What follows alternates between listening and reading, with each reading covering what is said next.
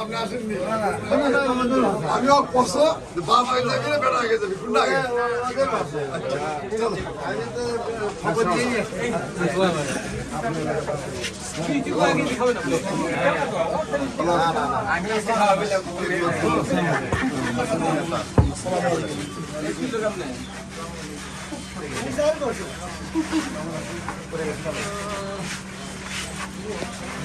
Number call দাও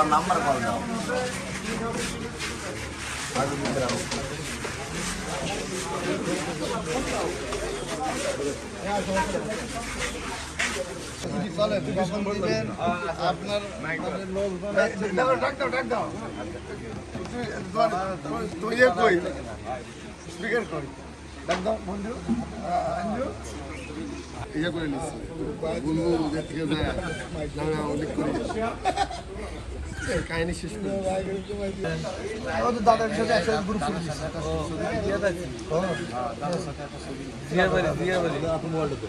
আমার মোবাইলটা খুব ডাকে দাদা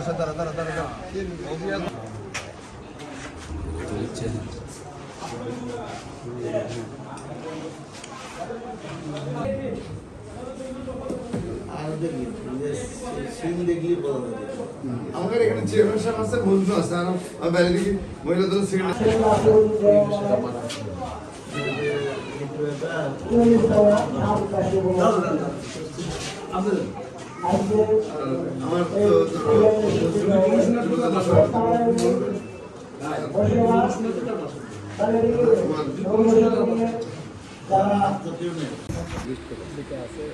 কর্মক্ষম করার জন্য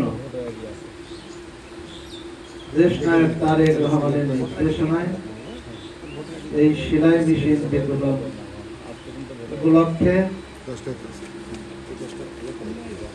এই অনুষ্ঠান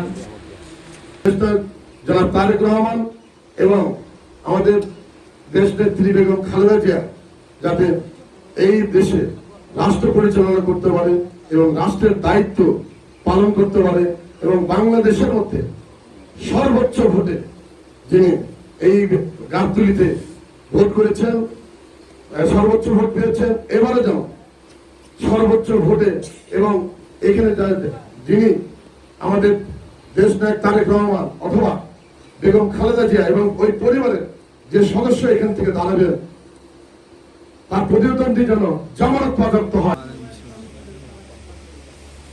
আসলে আজকে শহীদ রাষ্ট্রপতি জিয়া রহমানের এলাকায় এই সেলাই মেশিন বিতরণ করাতে আমরা এলাকাবাসী আন্তরিকভাবে কৃতজ্ঞ। যারা এই আয়োজক যারা ইয়ে করছেন আমাদের এলাকাবাসী কর্মক্ষম করতে যাচ্ছেন।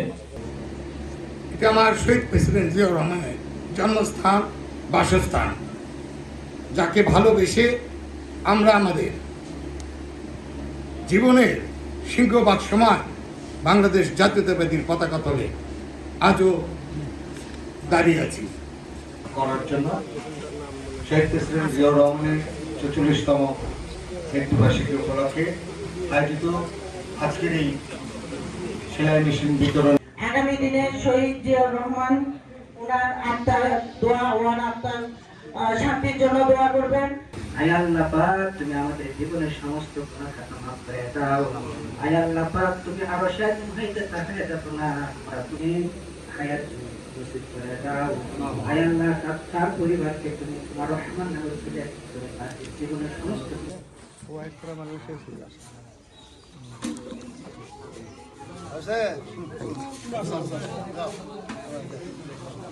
আপনারা থাকলে